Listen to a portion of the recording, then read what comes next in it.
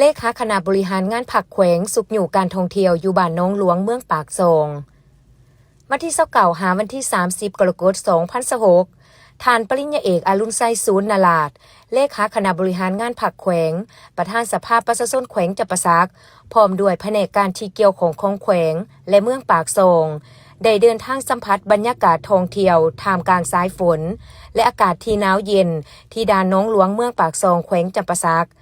ซึ่งโอกาสนี้ท่านเลขาผักแขวงได้ฟังรายงานและสัมผัสบรรยากาศการท่องเที่ยวตัวจริงในฤดูฝน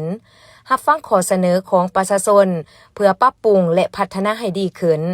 พิเศษแม่นให้คำสีนำมอบเงินสุกอยู่เพื่อเฮ็ดให้บรรยากาศการท่องเที่ยวอยู่บ้านน้องหลวงตาแสงปากซองเมืองปากซองมีการขยายตัว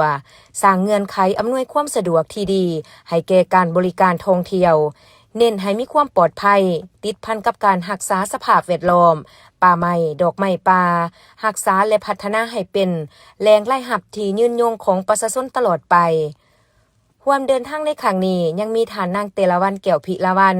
หัวหน้าแผนกวัฒนธรรมและท่องเที่ยวแขวงท่านนางไสยฤทธิ์วงศ์สารวันหัวหน้าห้องว่าการสภาประชาชนแขวงท่านคำขอดหมื่นหลวงประธานคณะกรรมการปกครองเมืองปากซองมีแผนกการที่เกี่ยวของแขวงและเมืองปากซอง